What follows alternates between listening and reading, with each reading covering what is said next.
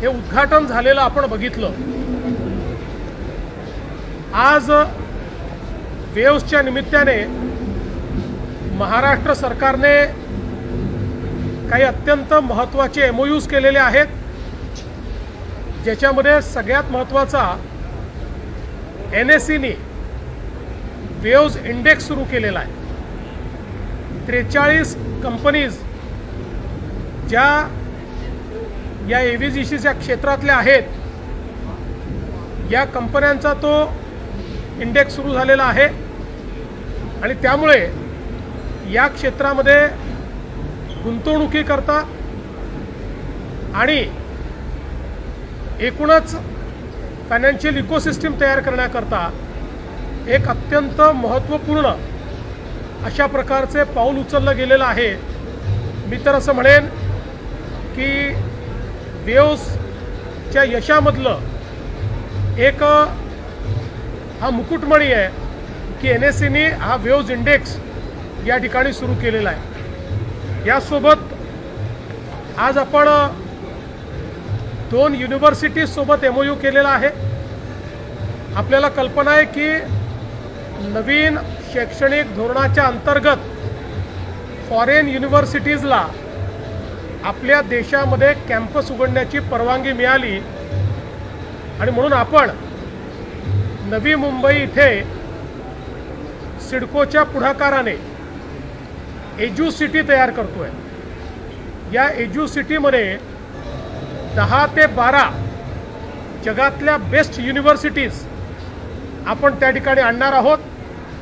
ज्या युनिव्हर्सिटीजचं हाय रँकिंग आहे, जगातल्या पहिल्या 100 रँक्समध्ये वेगवेगळ्या कॅटेगरीज ज्या येतात, अशा प्रकारच्या या युनिव्हर्सिटीज आपण त्या ठिकाणी आणतो। अशाच 2 युनिव्हर्सिटीजशी आज आपला टायअप झालेला आहे। युनिव्हर्सिटी ऑफ वेस्टर्न ऑस्ट्रेलिया, जी ऑस्ट्रेलियातली युनिव्हर्सिटी आहे, आणि युनिव्हर्सिटी ऑफ यॉर्क, जी UK मधली पहिल्या 4 युनिव्हर्सिटीमधली एक युनिव्हर्सिटी आहे। अशा या दोन्ही युनिव्हर्सिटीज आपला कॅम्पस त्या ठिकाणी तयार करणार आहेत। इनिशियली 1500 कोटी रुपयाची इन्व्हेस्टमेंट ते त्या ठिकाणी करणार आहेत आणि आपला प्रयत्न आहे अजून 3 महत्त्वाच्या युनिव्हर्सिटीशी आपली चर्चा चालली आहे किंवा चर्चा झालेली आहे। फक्त UGCतनं त्यांचं क्लिअरन्स यायचं आहे आणि त्याच्या व्यतिरिक्त अजून 5 युनिव्हर्सिटीशी आपली प्राथमिक चर्चा चाललेली आहे। त्यामुळे देशातलं वर्ल्ड युनिव्हर्सिटीज असलेलं पहिलं कॅम्पस हे नवी मुंबईमध्ये आपण सुरू करतो आणि त्याचे आज पहिले 2 एमओयू या ठिकाणी आपण केले आहेत। यासोबत आपण प्राईम फोकस सोबत एक एमओयू केला आहे, ज्याच्यामध्ये प्राईम फोकस एक फिल्म सिटी या ठिकाणी तयार करते आहे, ज्याच्यामध्ये जवळपास 3000 कोटी रुपयाची इन्व्हेस्टमेंट ते करणार आहेत। 2500 लोकांना त्यातनं थेट रोजगार मिळणार आहे आणि इनडायरेक्ट किमान 10,000 लोकांना रोजगार मिळेल। अशा प्रकारची ही जी काही एक फॅसिलिटी ते तयार करतायत, AI पॉवर्ड आणि जगातली बेस्ट टेक्नॉलॉजी ही त्या ठिकाणी असणार आहे। त्यामुळे प्रोडक्शन किंवा फिल्म शूटिंग किंवा अलीकडच्या काळामध्ये आपल्याला माहिती आहे, आपण इथे देखील लावून ठेवलेलं आहे की कुठेही शूटिंग करून कुठलाही सीन दाखवता येतो, अशी आता टेक्नॉलॉजी, या सगळ्या टेक्नॉलॉजीज म्हणजे जगातली जी सगळ्यात एक्सपेन्सिव्ह आणि टेक्नॉलॉजिकली सगळ्यात अहेड पुढची जी कुठली फिल्म आहे, ती फिल्म देखील या ठिकाणी शूट करता येईल इतकं ॲडव्हान्स्ड अशा प्रकारचा स्टुडिओ हा प्राईम फोकस तयार करत आहे। आणि यासोबत अजून एक असाच एमओयू आपला गोदरेज सोबत झालेला आहे, जे एक त्यांची स्वतंत्र फिल्म सिटी पनवेलला तयार करत आहेत। जवळपास त्या ठिकाणी ते देखील 2000 कोटीचं इन्व्हेस्टमेंट करणार आहे आणि त्यातही जवळपास एवढ्याच लोकांना मोठ्या प्रमाणात जी काही रोजगार आहे तो रोजगार मिळणार आहे। एकूणच आज आपण जवळपास 8000 कोटी रुपयाचे एमओयूज या ठिकाणी केलेले आहेत। पण महत्त्वाचं आहे की अशा क्षेत्रातले सगळे MOUs आहेत की जी निश क्षेत्र आहे, जी नवीन क्षेत्र आहेत आणि ज्यांनी मल्टिप्लायर इफेक्ट ज्याला आपण म्हणू शकतो हा तयार होणार आहे. आणि म्हणून मला असं वाटतं की वेव्ज हा जो काही प्लॅटफॉर्म तयार झालेला आहे याला अनुरूप अशा प्रकारचे चांगले इन्व्हेस्टमेंट्स आपल्याला मिळालेले आहेत. याच्या व्यतिरिक्त अनेक लोकांशी या निमित्ताने चर्चा झालेल्या आहेत ज्या पुढच्या काळामध्ये फलदायी झालेल्या आपल्याला पाहायला मिळतील. तुम्ही ज्या फिल्म सिटीचे जे करार आहेत बेसिकली फिल्म सिटी उभा करणार म्हणजे नेमकं काय, कारण की ऑलरेडी आपल्याकडे चित्रनगरी आहेच आहे, अजून काय? आता फिल्म सिटी म्हणजे लोकेशन नाही आहे, आता फिल्म सिटी म्हणजे टेक्नॉलॉजी आहे.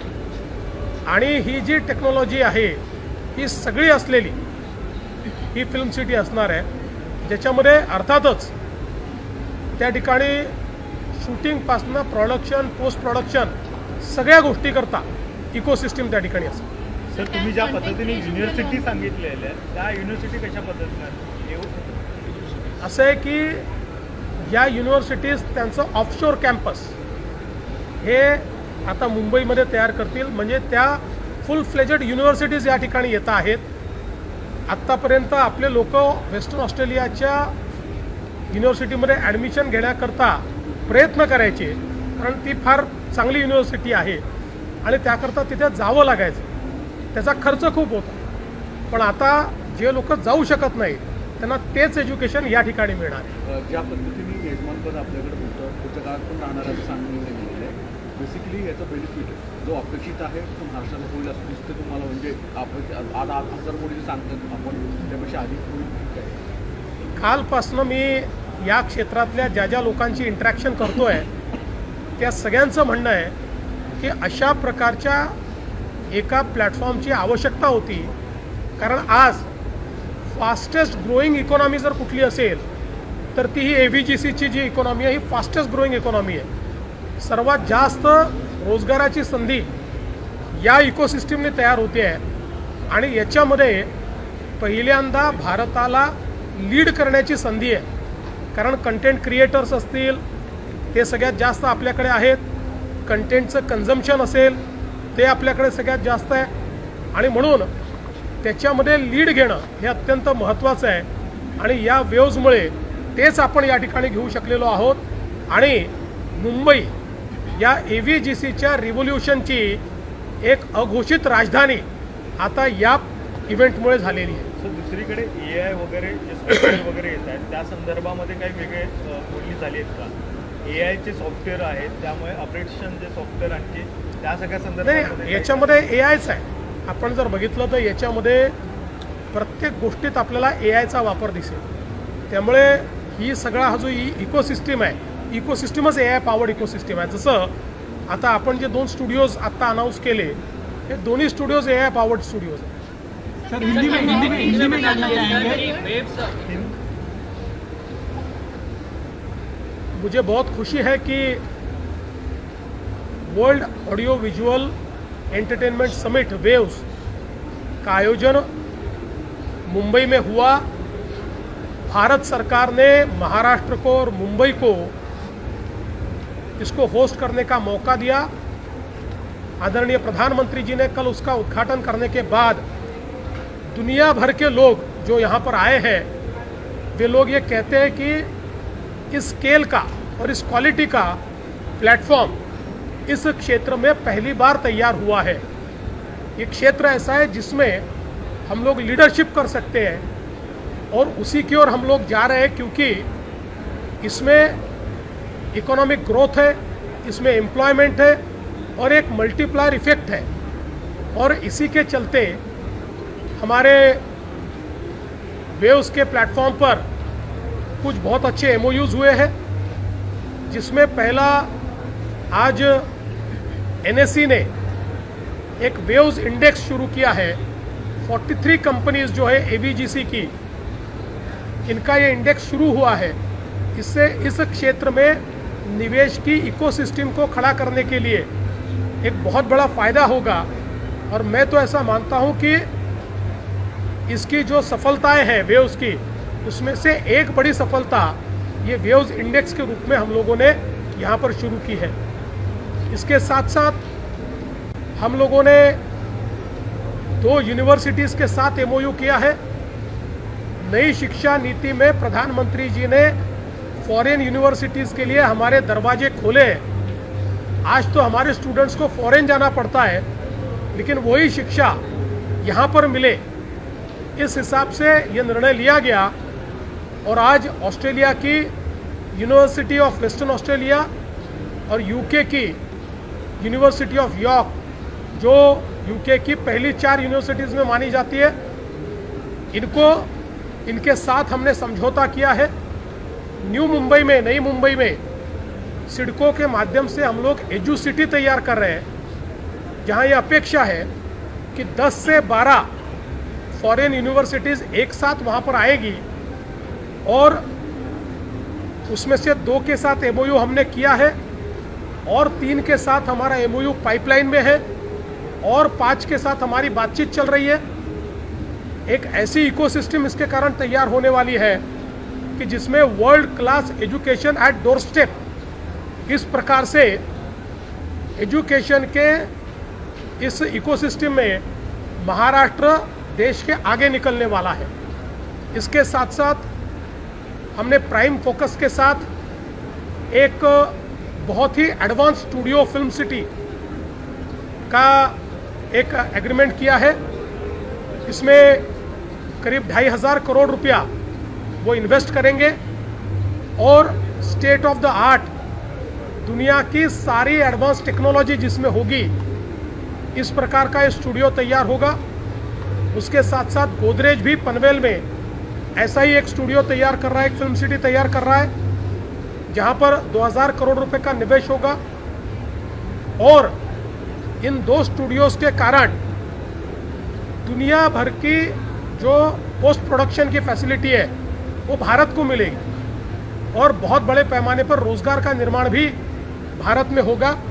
तो मैं ऐसा मानता हूं कि एक बहुत ही महत्वपूर्ण इस प्रकार के ये एमओयूज हमने किए हैं। तकरीबन 8,000 करोड़ रुपए के एमओयूज है और मैं ऐसा मानता हूँ इसकी कीमत से भी ज़्यादा इसका जो मल्टीप्लायर इफेक्ट है वो बहुत बड़ा है। इससे जो इकोसिस्टम खड़ी हो रही है वो बहुत बड़ी इकोसिस्टम खड़ी हो रही है। देखिए, ऐसा लगता है कि ये जो यूनिवर्सिटीज़ है ये शायद इसी साल अपना एक प्रकार से भूमि पूजन करेगी और दोनों स्टूडियोज़ ने भी यही कहा है कि उनका भी प्रयास है कि इसी साल वो लोग काम की शुरुआत कर दें। Considering the common people who are unable to afford foreign universities, how important are these MOUs and how it will change the Maharashtra situation? देखिए, मैं ऐसा मानता हूँ कि आज हमारे देश से बहुत ज़्यादा पैमाने पर हमारी युवा शक्ति विदेशों में सीखने के लिए जाती है। इसमें पैसा भी ज़्यादा लगता है और हमारे पैसे पर वहाँ की अर्थव्यवस्था को भी मजबूती मिलती है। लेकिन अब उन्हीं यूनिवर्सिटीज़ को भारत में लाने के कारण जो अफोर्ड नहीं कर सकते ऐसे लोगों को भी एजुकेशन मिलेगा और साथ में हमारी ही अर्थव्यवस्था में ये सारा पैसा रहेगा। तो इसका एक डबल इफेक्ट हमको देखने को मिलता है। Sir, being an influencer is rising a lot, but do you think this is something that can be taken as a long-term career by Gen Z and other people? अभी ऐसा लग तो रहा है कि एक लॉन्ग टर्म करियर के रूप में इसको परस्यू किया जा सकता है। देखिए, जब भी कोई नई चीज़ होती है, जब कोई एक नया आइडिया आता है, कोई एक नया ट्रेंड आता है, तो अपने इथोस वो तैयार करता है। और अभी इन्फ्लुएंसर्स, ये कम्युनिटी तैयार हुई, इस कम्युनिटीज़ के अपने इथोस धीरे धीरे तैयार होंगे और उसके कारण ये कम्युनिटी एक लॉन्ग टर्म सस्टेनेबिलिटी का प्लान अपने आप तैयार करेगी, ऐसा मेरा मानना है। How can Korea contribute? How can Korea contribute? Korea can partner with India.